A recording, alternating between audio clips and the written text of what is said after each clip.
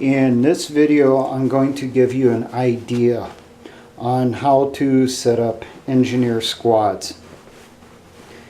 First, I'll give you the general on the squad, then I'll give you some variations and possibly setting it up as a platoon, how many squads you would need for that platoon, and so forth. Now, first I'm going to give you basically the engineer type rifle squad. There won't be a machine gun in this squad. The machine guns and engineer platoons usually were in the headquarters squad, but the engineer organizations have been changing, and I know the 240s were getting pushed out into the line squads and out of the headquarters squad.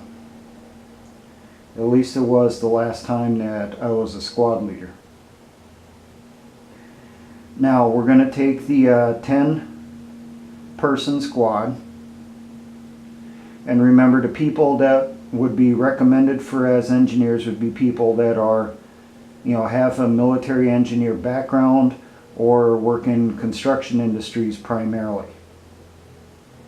Now, the type of squad I'm going to give you is primarily meant as a combat engineer squad, but with militias, really the squad should be kind of a mix.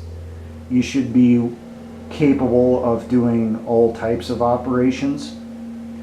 The information on that I go over on who could be a militia engineer, so I'm not going to repeat that info right now. So we have 2 fire teams inside a squad, an Alpha and a Bravo.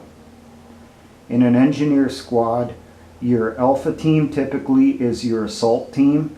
Your Bravo team is typically your support by fire team. So the weapons that are in the Alpha team are typically going to be lighter. The support weapons that you would have, the more heavier weapons, will be in your Bravo team. But the Bravo team needs to also have the capabilities of becoming an assault team when it's needed. You can switch them out. So first off, we have our squad leader, who's going to be in charge of the Alpha team, the assistant team leader, squad designated marksman, automatic rifleman, and a rifleman. The squad leader should have a rifle or a carbine. Your assistant team leader should have a grenade launcher of some type. Squad designated rifleman should have a scoped rifle. Your automatic rifleman should have a light machine gun or an automatic rifle. Technically, the M249 squad automatic weapon qualifies as an automatic rifle under U.S. military doctrine. It does not qualify as a light machine gun. That's just a play on words, I think, that they do to get things approved and into the organization. Your rifleman would have a rifle. Your Alpha team will, because they're the assault team, they typically will have the EPW team, which should be your assistant team leader and your squad designated marksman. Now, this team, for special equipment and additional duties, you're going to have 2 demo men whose primary tasks will be the handling of explosives and demolitions and also landmines. That'll be the assistant team leader and the squad designated marksman. Those would be your 2 primary breachers. I will try to do a video on breaching operations here. It will be a whiteboard video when I do it. And it'll make more sense then when I show you what's going on. Now, you're also going to have someone who's your grappler. The grappler employs a grappling hook for checking for tripwires during breaching operations or when tripwires are suspected. That will go to your lowest guy on the team here. So he's carrying grapnel hook. Now your two demo men here, they will have a demo bag each, with the team leader having the one that has the primary tool sets.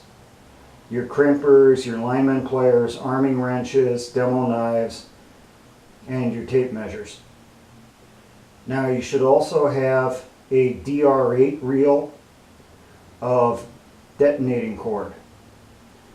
That will be carried by the rifleman. Now during breaching operations, when he's going up to grapple for tripwires in front of the obstacle, he will hand off that DR8 reel to the automatic rifleman or the assistant team leader. But when the demo team goes forward, he will pass it off to the automatic rifleman or to the squad leader until that rifleman gets back. Now in your Bravo team, you have team leader who should have the 203, the anti-tank gunner who should have a carbine, automatic rifleman who should have a light machine gun or an automatic rifle, and two riflemen that should be equipped with rifles like the M16s. Now, you have the special team for the Bravo team is the aid and litter. That should go to the anti-tank gunner and one of the riflemen. Now you're going to have a demo team on the Bravo team also. That'll go to the team leader and the same rifleman that's on your aid and litter team.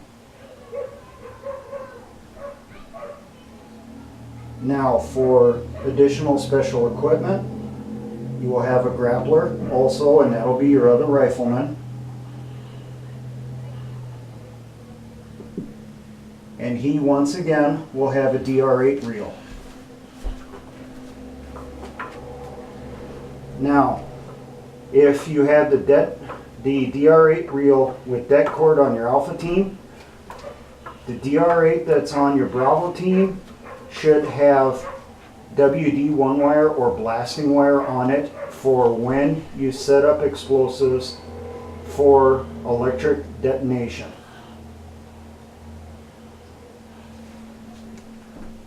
The team leader with his demo bag, he'll have the tools like before. Now, with those demo bags, I'll just give a mention on this. There really should be at least a pair of crimpers in each demo bag, just so that you have that capability in the bag so you're not looking around trying to find one.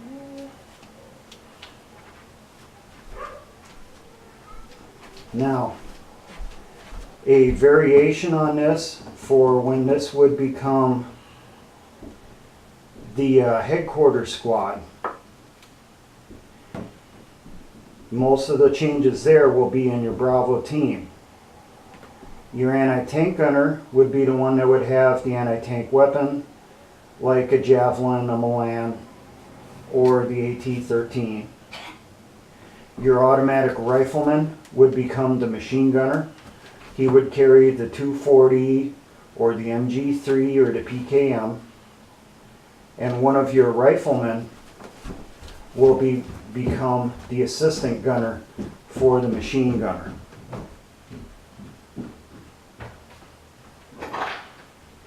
Now, when you're going to set them up into a platoon, you should have one engineer squad for each line platoon in the company. So if you have 3 rifle platoons, you really should have 3 engineer squads, so that you can detach a engineer squad from the engineer platoon and assign them to the rifle platoon for the mission. At a minimum, your rifle company should have an engineer alpha team. Preferably a full squad, but if you can't support a full squad or it's a smaller unit, say platoon size, you could get away with just an alpha team. Now, the reason why the engineers should be organized in their own platoon is for when they do larger operations, like building field fortifications, building encampments, putting in obstacles, and so forth. Trust me, it just works out when you're putting in obstacles like minefield after minefield to have all the engineers together instead of just pulling them from each platoon in order to have enough to accomplish the mission. And who knows, I might do a video on emplacing a real minefield just to show you what all that entails. Now, the maximum, I think, for size that the engineer platoon should be 4 squads.